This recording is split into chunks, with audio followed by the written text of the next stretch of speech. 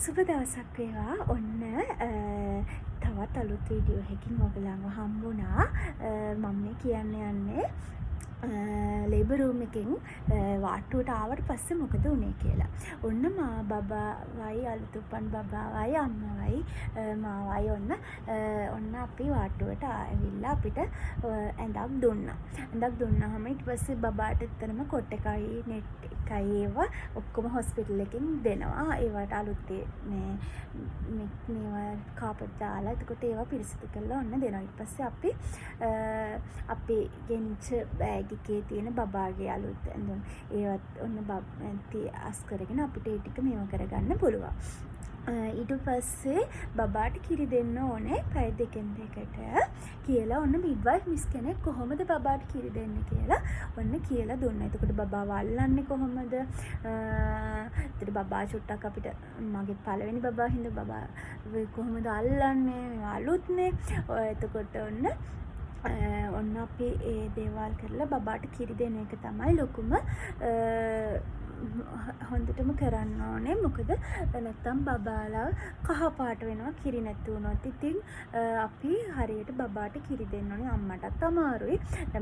අපි ඩිලිවර් කරපු හින්දා අපිටත් අමාරුයි. ඒ වුණාට අපි ඔන්න දැන් බබා ගැනනේ මේ හිතන්න චූටි බබා ලෝකෙට හුරු වෙනවා. එයා හෙමින් හුරු වෙන වෙලාව දැන් අපි කිරි දෙන එකෙන් තමයි යාට ලොකුම ශක්තිය ලැබෙන්නේ.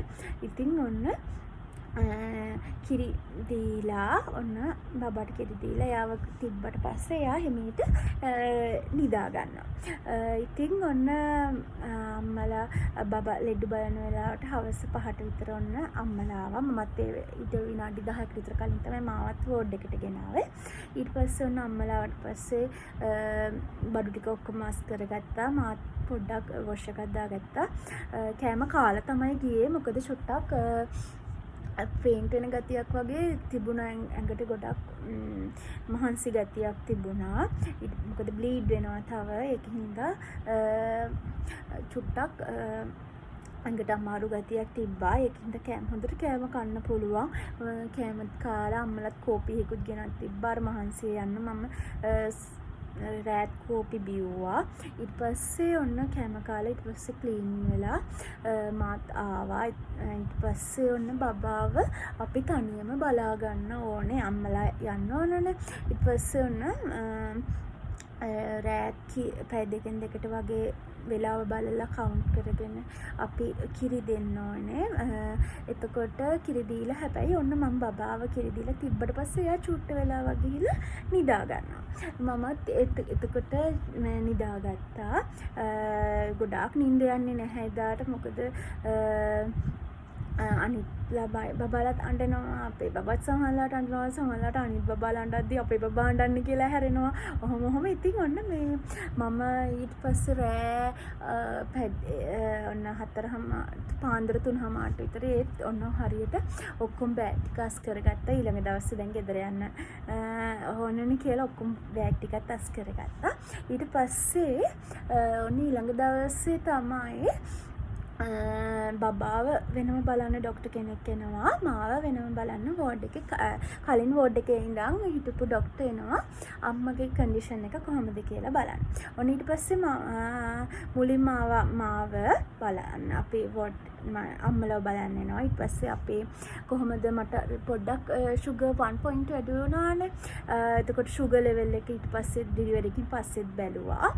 ඊට පස්සේ ඔහොම ඔන්න ඊට පස්සේ මාගේ කන්ඩිෂන්ස් බලලා මට මාව ඩිස්චාර්ජ් කරා. අම්මව වෙනම ඩිස්චාර්ජ් කරන්න ඕනේ. බබාව වෙනම ඩිස්චාර්ජ් කරන්න ඕනේ. ඊට පස්සේ ඔන්න මාව ඩිස්චාර්ජ් කරා කියලා ඩොක්ටර් කිව්වා. ඊට පස්සේ බබාත් ඕකේ නම් ඔයාලට අද යන්න පුළුවන් කියලා ඔන්න කිව්වා ඩොක්ටර්. ඊට පස්සේ තමයි ඔන්න බබාලව බලාගෙන එනවා. ඊට පස්සේ ඔන්න අපේ බබාවත් බලන්න ආවා. ඊට පස්සේ අපේ බබාවත් බලලා heart beat එක එතකොට කකුල් ඔක්කොම බලනවා. බබාගේ අවයව කොහොමද මේ ඔක්කොම හරියට ඩොක්ටර් බලලා ඊට පස්සේ තමයි බබාව ඩිස්චාර්ජ් කරන්නේ. ඊට පස්සේ වෙනම ඔන්න ඒ ඩොක්ටර් ඩිස්චාර්ජ් කෙල්ලිව්වහම අපිට ගෙදර යන්න පුළුවන්. ඊට පස්සේ ටිකට් කපලා ටිකට් කැප්පුවට පස්සේ ඔන්න ඊට කලින් ඔන්න බබාගේ සවුන්ඩ් එක සවුන්ඩ් එක කන් ඇහෙනවද කියලා බලනවා. වෙනම මේකෙන් හાર્ට් බීට් එක බලනවා ස්ටෙතොස්කෝප් එක තියලා. ඊට පස්සේ වෙනම ලේ ගන්නවා චුට්ටක්.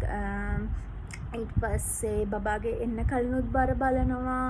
ඊට පස්සේ තව බබාට BCG එන්නටත් විදිනා පැය 24 ඇතුළත.